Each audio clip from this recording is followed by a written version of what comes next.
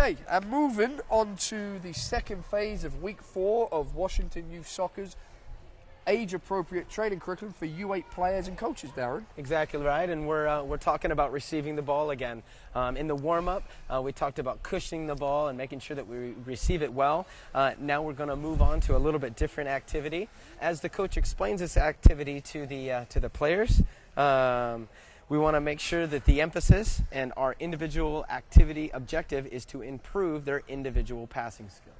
Inside a 20 by 20 yard area, you will see that the players will be split into 2 groups. One will be in bibs, and they will be the feeders, and the ones without bibs will be the players that are receiving the ball and working on their technique. And we will continue to change and alternate those players. It's very important as well that as these players grow, Darren, that they understand that when they're serving in a training session, it becomes important because as they get older, that serve becomes very, very critical in the training sessions.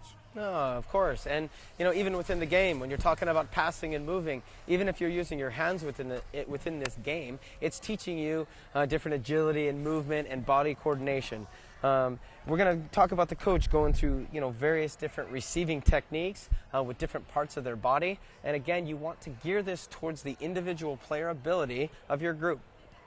And as we talk about the different parts of the body, we talk about the feet, we talk about the thighs, and we talk about the chest. And there'll be a lot of questions on why are we not using our heads? Well, at the U8, we want to try to focus on the coordination of the body, use the main areas that they will use in a game, and plus, due to the age of these kids, heading is not really recommended at this age unless you're going to use soft equipment such as sponge balls, just so they get an idea of what it feels like to head the ball. But it is not recommended to be doing heading training sessions with leather soccer balls at U8. Oh, exactly right.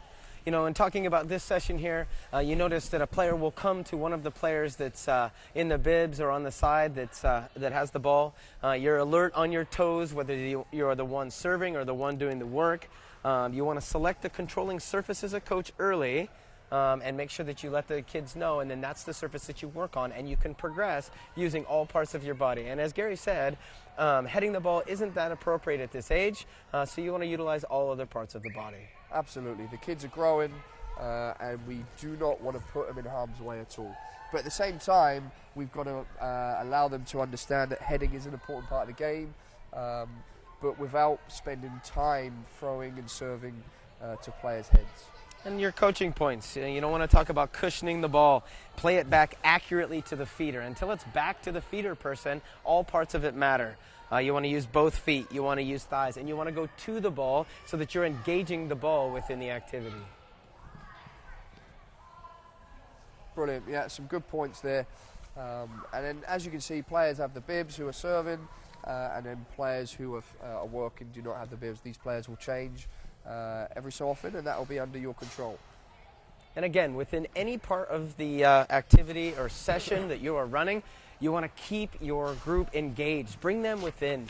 Keep them enthused. As you see them start to drag in an activity, move them on to the next one. Or add some spice to it so that they have a bit of fun and are smiling. Absolutely. And have the players select their controlling surface early, bring it in line with the ball. And that's important because they're playing in the future again. You don't want to receive the ball at your body without being prepared for it.